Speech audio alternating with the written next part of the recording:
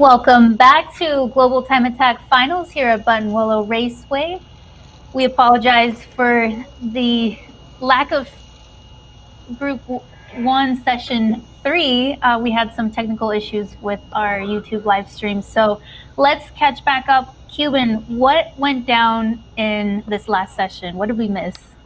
Well, a competitor brought me some brisket and some smoked peppers, so that was fantastic. But on track, we had David Hagsman and Will went out. They did a 1:42.538. That was the fastest time of the session.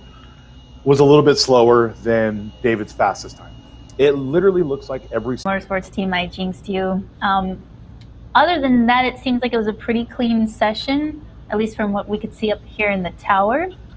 And we are pre-gridding for Group 2.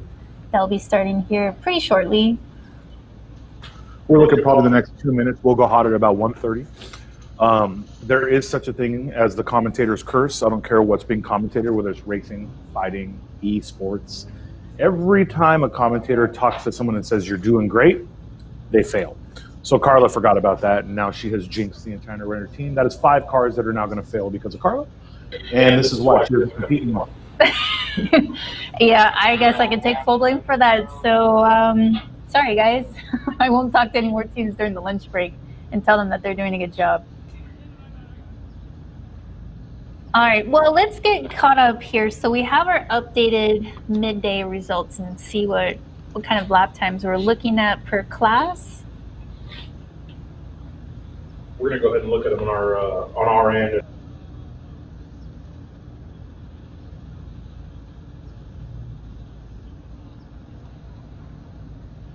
Wow, look at that. You read my mind. Thank you so much, guys. All right, so I wanted to start with enthusiast class. It's being led by Aaron Gong. He's driving that Subaru BRZ with a time of 1:58.55. Next up, Adam Wood with a 2:01.8. And Austin Sheepley in third place currently with a 2:06.5. All right, next up we have street class. Amir Bentatow is leading the class with a 1:46.4. Carly Devery with a 2:10.6. Nope, I lied. Sorry, my list is incorrect. All right, let's jump over to limited class. And I think I'm having a technical difficulty here. Cuban, can you help me here? I sure can. So Amir is leading limited class with a 45.5. Then you have a 45.7 out of Ferris in second place. In unlimited class, it is a much closer race. We have David Hagsman Will with a 1:41.4, and then Sean Cagle at a 42.7, the fastest time he's ever ran here. So we have Group 2 Session 3 about to go out. This is Group 2 Session 3. So let's see what kind of times we can get out here. These guys are still out here pushing for fast times, but like I said, the ambience is pretty much the same, but with the sun beating down on the track, we're going to get a lot more warm temperatures down low. So let's see if we can have some people doing some personal bests or even possibly some records.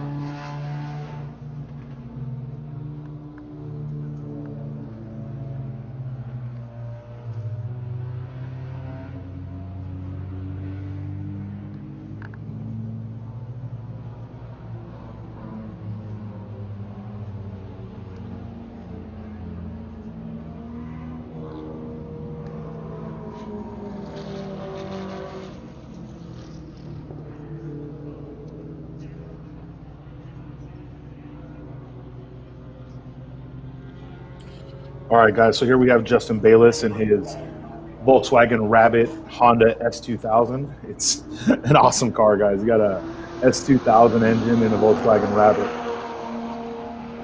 And I verified during the lunch break with Justin Bayless, who is the owner and driver of the car. It is an F20, not an F22, so that's even cooler in my opinion.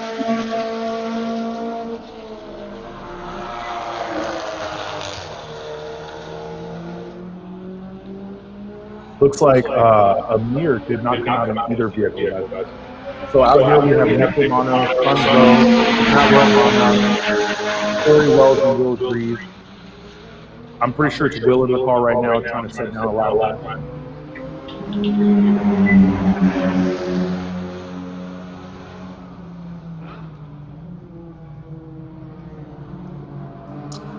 Let me give you a little bit of insight on who we're not seeing. Jackie Ding lost a bolt on his wastegate actuator. It is a specialty Supra bolt that you cannot just find anywhere. They're out hunting right now for a new bolt. What was happening is the bracket that holds the wastegate in place was twisting and causing the car to go into a freakout mode, which would just open the gate completely to save the engine, and he had no boost.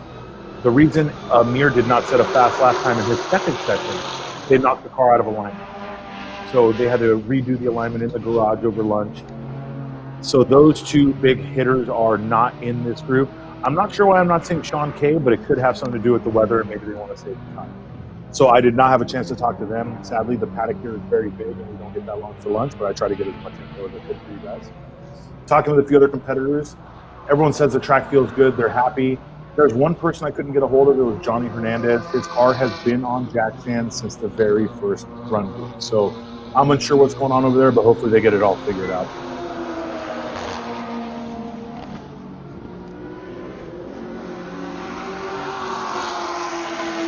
All right, Nick Romano already clocking in a 149.886. That's in the Pink Ribbon Racing and Endotech Motorsports Toyota Supra. Kevin Burt clocking in a 150.254.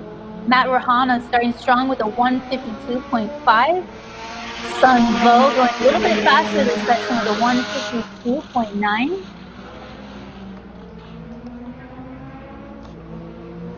Will Drees clocking in at 151.1.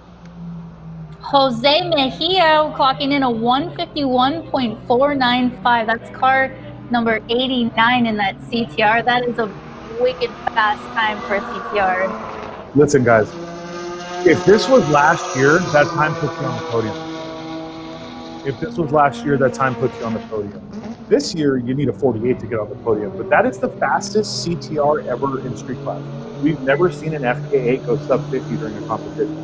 So Nick Romano, laying it down for the CTR community. Actually, that would be Jose Mejia laying it down for the CTR community. Nick Romano's in the Supra community. I lied. Jose Mejia did a 51. I was looking at timing and scoring for Nick Romano. His Supra time is amazing, though. Yeah, Jose Mejia did the 51.495. That is Jose with the Art of Attack FK8, if I'm not mistaken, right? Yes, that is correct. Looks like they were able to figure out the issues with the timing and scoring. Looks like Jose Mejia is on a cool down lap, so he went out to do a one-hit wonder with a solid lap time. Congrats to him and the entire team. That's a very phenomenal time for the CTR. And just so you know, Carla, he is Peruvian, okay? So I just wanted you to know that. Are you telling me? I was the one that told you. Okay. I'll be your fact check over here, Cuban. So Jose actually has one of the few people that bought this car and turned it into a race car. So mostly Type R's you see out here still have air conditioning, still have all the stuff. Jose's crazy. He took out the condenser, the AC, everything from day one. And I was talking to him when we were checking his car. Like, so hey, how is it driving every day with no air conditioning? He's like, yeah, it sucks, but the car's fast. Hey, you have to do what you have to do to go fast, and clearly making those decisions has served him well. Also, he has a whole new RS Future aero package on the car right now. So rear wing is an APR GT250, but the entire front aero has been redone specifically for this event. It's RS Future blade. Everything is RS Future in the front. So Apparently, Amir is better at not just making his car go fast, but others, because Jose is definitely setting some very fast laps.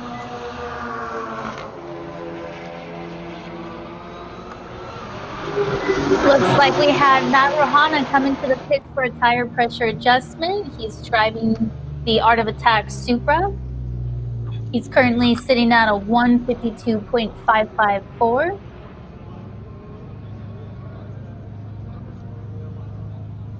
And that is going to be the prelude on track here. Will Dries currently sitting the fastest lap of the session with a 149.813. That is a quick time for a prelude. Honestly, that's a quick time for anyone out here, but that is the fastest time they have ever run in that car. That car's always had little hiccups here and there, and they're always in the mid-50s. So to see him come out here with a new final drive, new billet case, and just some time to let the car work. Because anyone will tell you it's impossible to figure out the problems with the car if you can only run 2 laps and it breaks. They're out here with a much more bulletproof setup, and to see him run a 49 right now in the warmth, I mean, that means tomorrow morning they're going to have an amazing car.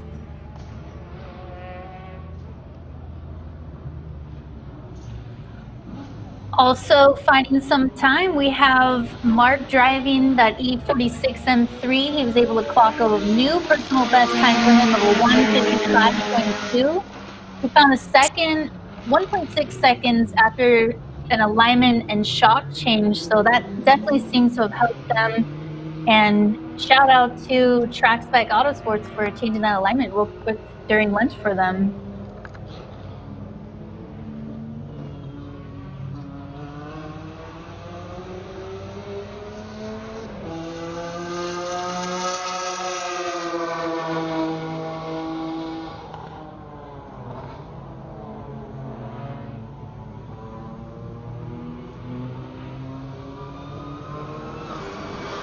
Kevin Burt coming into the hot pits for a quick tire pressure change. He's currently sitting at a 149.920.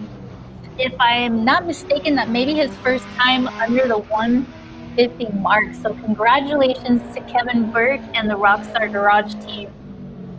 I will actually kill you on that one. He ran a 149.9 too. But it's basically he's being very consistent. We both think that the car has more than that in it, and I'm sure if he wasn't stopped in the first session on the coolest part of the day, he may have run a little faster. But hopefully, he has some tire on it tomorrow to be able to make it better, make it faster. All right, I stand corrected. Kevin Burke, pressure on to you for tomorrow. I'm hoping to see a 148 from you tomorrow. So mark my words, everyone. Kevin Burke, 148 tomorrow.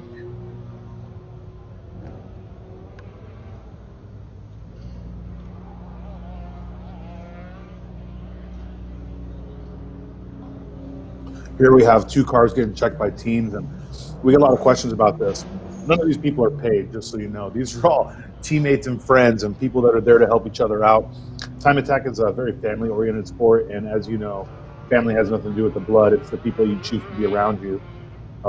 Watch enough Fast and Furious to let you know. I don't have friends. I have family. But realistically speaking, all of these people are here to support their friends, to support their family. There are some real family events going on. Obviously, the 2 brothers. Sean Cagle's wife is helping with the pitting on that car. I mean, everything you see out here is guys just working their butts off to try and go as fast as they can.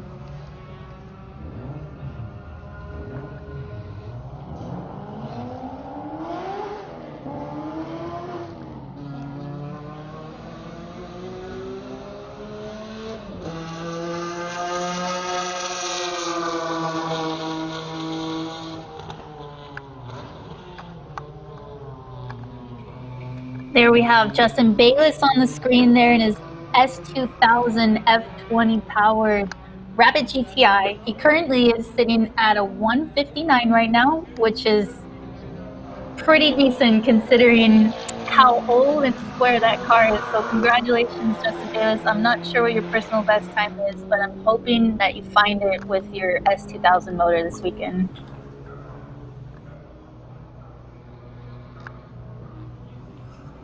Yeah, and the good thing about Justin's car is he spent a lot of time on it. You know, he makes composite stuff on the side. He has been making stuff for the cars, and he's been working well on his car. So it's actually very good to see that. In the hot pits right now. We see Nick Romano's in for some quick tire pressure adjustments. Man, I have a lot to say about that car too. I was able to talk to him a little bit during the lunch break, and this car has only been built for the last 3 months. So they literally have 3 months of development into this new Toyota Supra, built by Pink Ribbon Racing and Endotech Motorsports. The cool fun fact about this car is the fact that it's the only Supra here with a completely stock motor and turbo. So we are cheering you on, Nick Romano. We hope to see you do well. He's currently sitting at a 149.822, so great driving by him.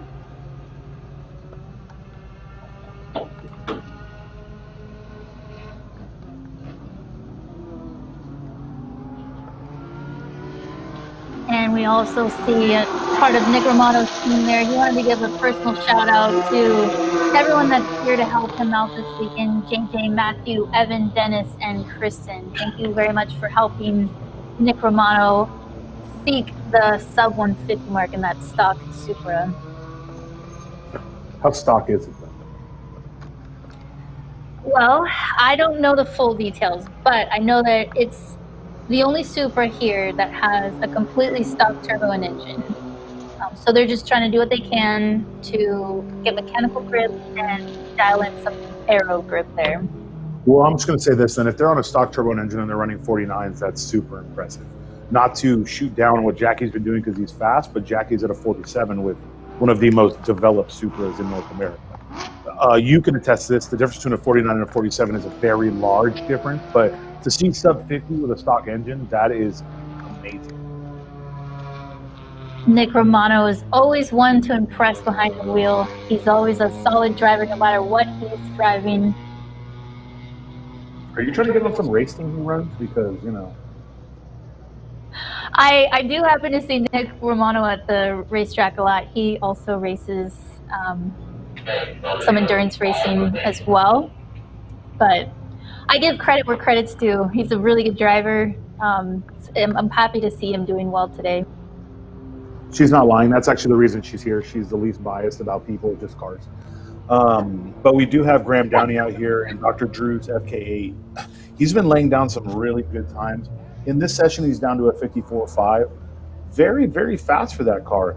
Honestly, I thought he would probably be one of the faster Type Rs out here. But to be fair, Jose Mejia's car has had more setup time. They would have both been a street class form for the damper, so I will compare them to each other because they were both set up for street class. One note to add to that, though, I spoke with Graham Downey, and he is on scrub tires from last year. So I don't know if he's planning on putting on fresh tires tomorrow. So, you know, we'll see what happens. I'm not saying anything specific, but we'll see. I know that Graham's got some up his sleeve still, so we'll see. To be fair, you never count Graham Downey out. Let's just be clear here. He did run like a 45 here in a basically stock S2000 with some nitrous in it, so he doesn't joke around. All right, guys, so here we have the Session 3 Group 2. Leading is Corey Wells and Will at a 149.813. Nick Romano, like Carlo was talking about, at a 49.822, with Kevin Burt just behind him. So look at that. This is two relatively stock cars, but I will tell you Kevin Burke's car does have a cam in it. He makes just under 500. It's 499 to the wheels. I may know some things about that car. So that's a very competitive Supra. Jose Mejia just behind both of them at a 151.495. Sun Vo about 2/10 off of Jose. Matt Rohana not running his fastest time of the day. He has ran a 50. So at this event, he's run a 50. Graham Downey, David Schatz, Tom Tang at a 55, and then Justin Bayless at a 57. All of these times are a skosh slower than their fastest, minus Corey Wells, minus Nick Romano. Yeah, this was an incredible session to watch. Even though it's getting warmer outside, and even though the surface temperatures are getting a little bit higher, it's crazy to see that we are still seeing some fastest lap times of not only for certain drivers event, but overall as well. So congratulations to Jose Mejia for being the fastest CTR, I think, at Buttonwillow so far. I can't think of anyone that ran a 51 in competition. We had JDM Stig, that's Steven Cronenberger, was in the 52. And no, actually, I do remember this because I was looking it over with some other FK8 guys. We were looking at the fastest street class times, and it was a 52. So Jose Mejia is the fastest street class FK8. And honestly, you get him out here in the morning tomorrow, a nice cold session, there is a high possibility he break below the 50s in that car. So that's going to be good. Yeah, that will definitely be exciting to watch. Hopefully they have another set of fresh tires that they can put on for tomorrow morning as well to grab that cool session. So looking forward to seeing what's happening. So when they pulled the car with the trailer, he was on his Advan GTs with AO52s, and he had some Hot Boy TE37s on the tire rack that also had AO52s on it. So my guess is they're going to be smart, keep the GTs on the car for the rest of the day, then put the Hot Boy TEs on there, and try to set some fast laps tomorrow morning. I don't blame them for saving the TEs for the fastest laps. That's a wheel bias. We don't like that here. I also daily on GTs, so just keep it down. Okay, all right, my bad. All right, so we are getting ready for Group 3, Session 3 coming up next.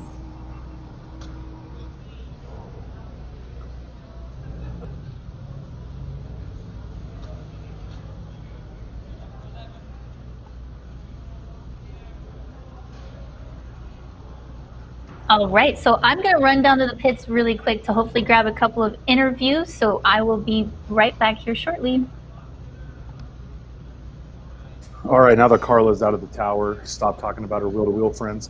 Let's go over what the times are for the day here. So we got these cars gridding up. I'm going to go. Let me tell you guys a little secret, okay? So if you're in the Race Hero app, you can go to results. You can go to overall provisional results. And instead of showing overall, you can show class by class. So I'm just going to go into street class right now. Street fastest is a 146.483. That's Amir. Second place is a 147.839. That's Jackie. And then Sean Krebsback is a 148.193. About 4/10 off of Jackie's time. We got Nick Romano at a 49.2 and Matt Rohana with a 50 flat.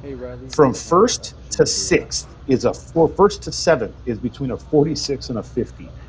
Last year, a 49 put you on the podium. So just to see how fast they've become. Let's jump to limited, guys, and this is just some stuff off of the Race Hero app. It's not on the screen, so you can either go to the app or racehero.io and look at it there. You have Amir in the LSM3, a 145.463 with Ferris nipping at his heels, a 45.669. Testing. Then you got Jason Monet, who's at a 46.825. Then Damien in the rental car at a 47.353. Our limited class is very close. Jump to enthusiasts really quick. Fastest of the day enthusiast is the only car sub 2 minutes. We have Aaron Gong at a 158.553, followed by Henry Lamb in that beautiful black FD RX-7 at a 2 minute flat, 2 minute .106. We have Joshua Reyes at a 2 minute .270, and then Noah Geither at a 2 minute .364, and Jason Paraga at a 2 minute .691. Your second through fifth are within 5/10 of each other. So that's a super competitive class for an entry-level class. Let's take a look at Unlimited so you know what the fastest cars are doing. David Hagsma and Will are at a 141.085. That's fastest time of the day, and that is flying here at Buttonwillow. Sean Cagle is about 1.6 seconds behind them at a 142.745. Beyond that is Cable Rosenberg at a 147.172. Then Gabriel Shadid at a 48.696. So these are the cars going the fastest here today. All of these guys set their fastest laps on the first and second session before lunch, before the heat started kicking in. But we'll go ahead and see some lap times drop today, possibly in the final session when it starts to cool down a little bit, and definitely tomorrow morning when everything has calmed down.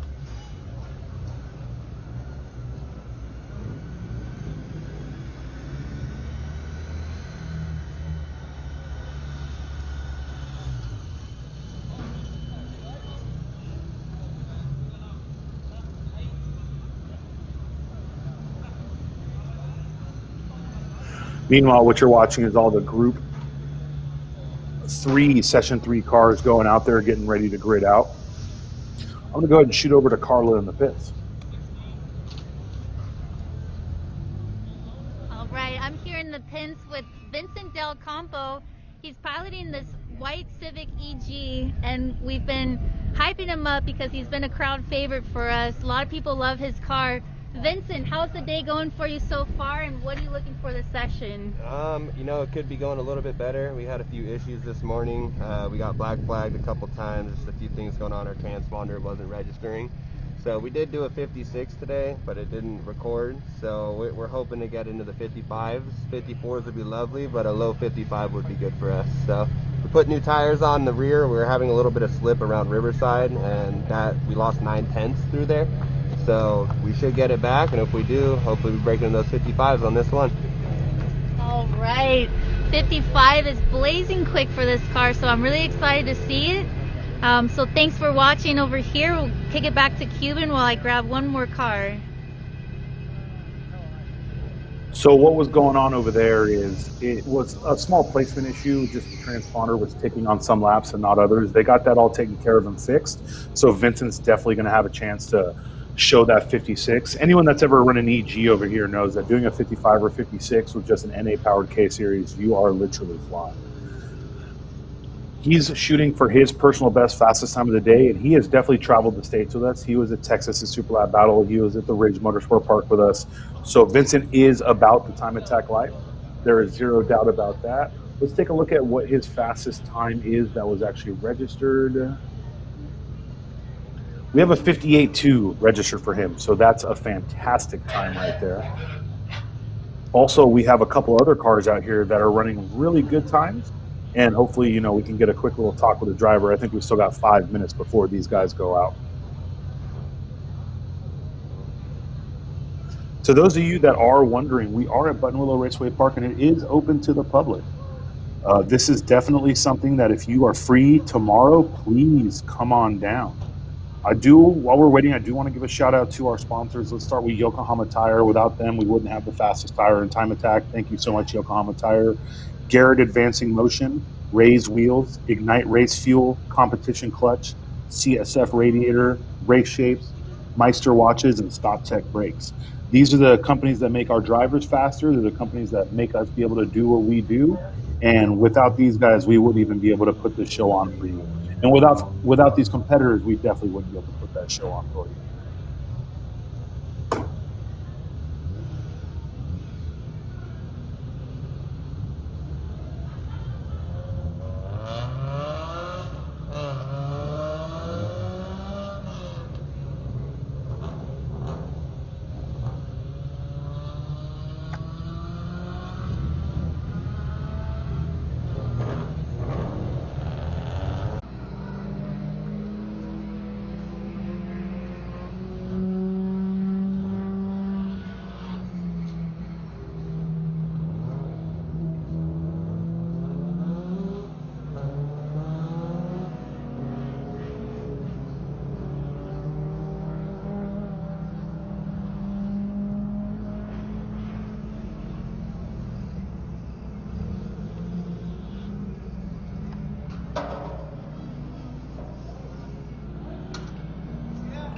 All right, guys, and this session is green. It is live.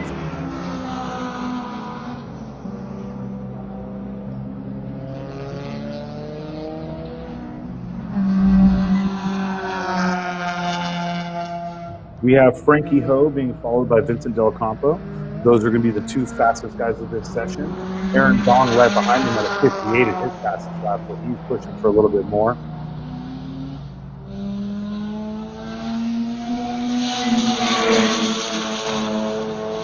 That right there is the sound of Rotary Machine. That is Henry Lamb and his FD RX-7. I'm not gonna lie, it is nice to see an FD still a rotary car. We see a lot out here, people doing swaps, you know, LSs, this and that.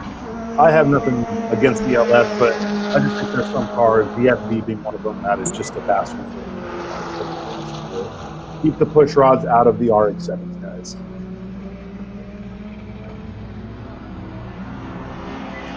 This is Vincent right here on his hot lap.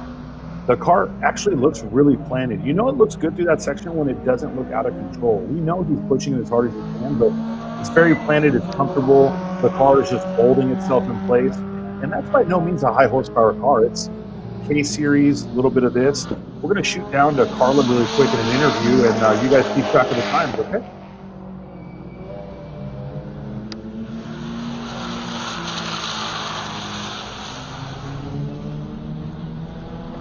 All right, I'm here with Jason Deanhart himself. He is the owner and organizer of Global Time Attack. Jason, how's the event going this weekend? It's going pretty good. We're having a great time. The weather is nice.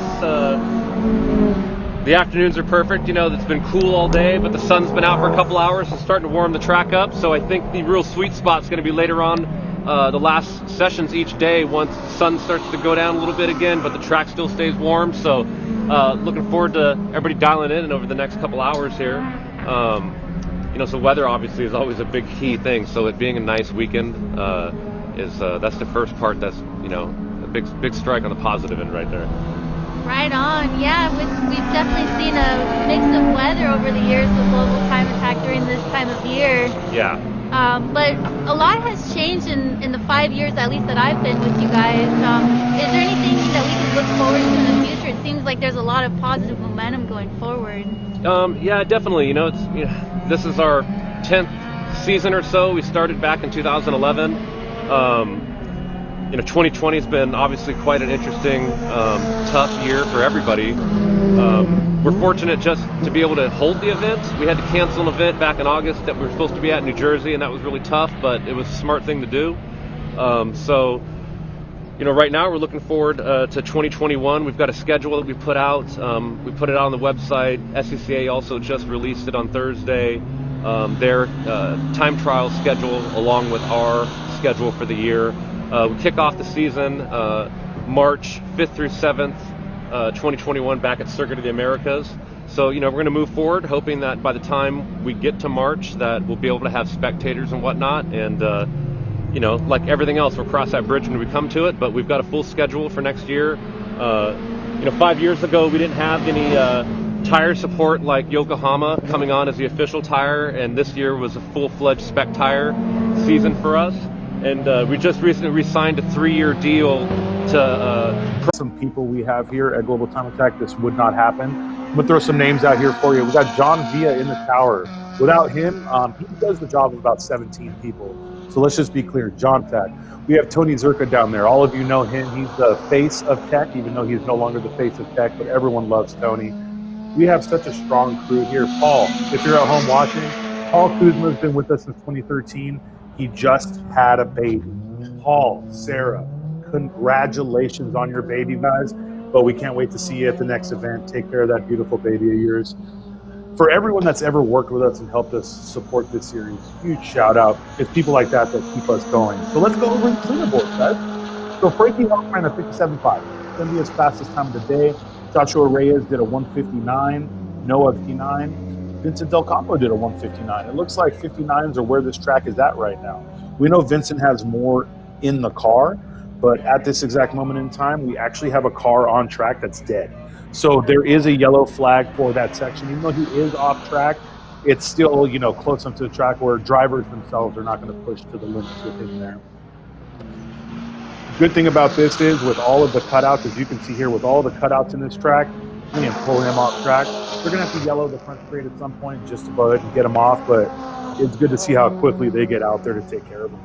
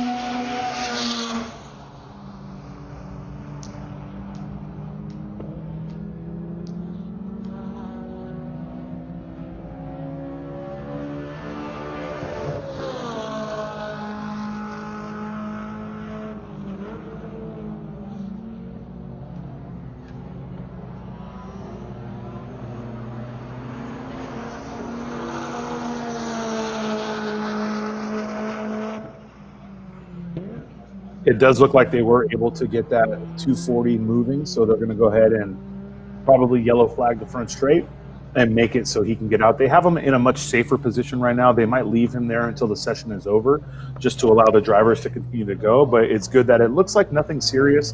There's no fluids on the track. There's no smoke. There's no fire.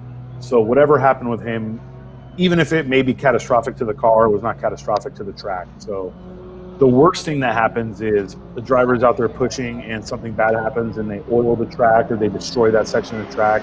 It just hurts the rest of the competitors, and no driver wants to be the person that causes that. So great to see that he's out of the way and these guys are still running flying laps.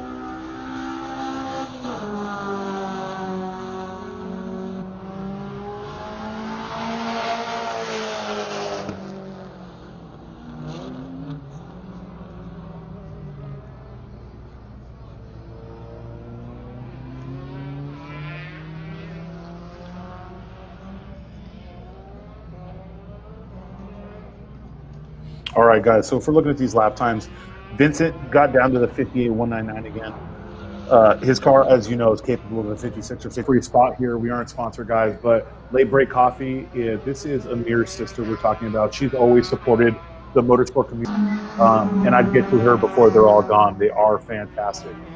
We are kind of spoiled.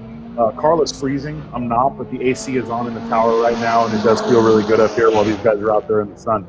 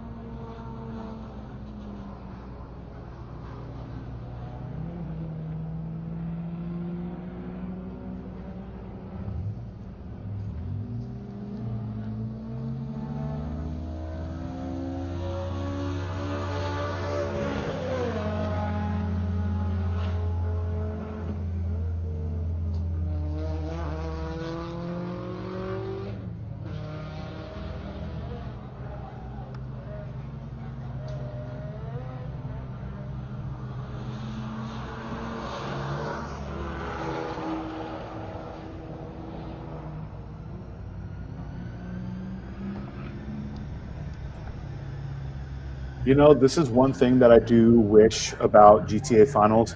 Everyone that sees this track thinks there's no grass here.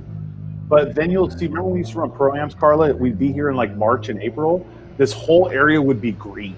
There's one thing I got to say about Buttonwillow. It is a very dusty track right now, but man, it's actually very beautiful when it's, you know, springtime and everything is green. This track is beautiful. Our camera crew is doing a great job of showing just the area. I mean, it's clear blue skies. You can see all the way that way, whatever mountains those are. I have no idea because I'm not into geography. But you do have some fantastic views here. Our camera guy is doing an awesome job. Like I said about the 240, they're going to hold that car right there until the session's over to allow these guys to finish their session.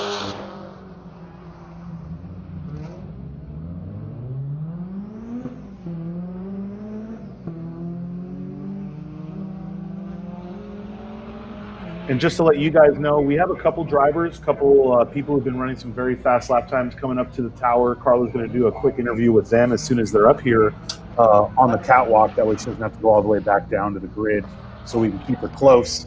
But we'll get that for you. That's probably one of the things we love doing the most. Seeing their lap times and seeing them go out is only a small part of the story. I'll be honest with you, I have a friend over here, Eric Dewey DeWitt. I am sure he's listening because he is always listening.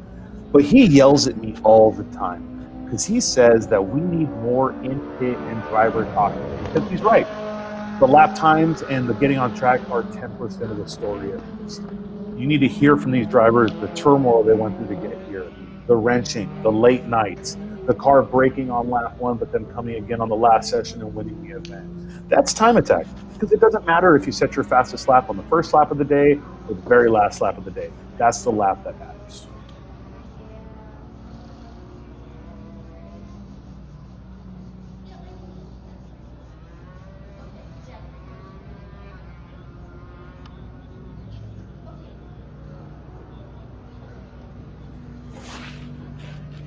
It does look like we have a few guys coming up. The Spoon car actually had a little spin ski over there coming out of Cotton Corners.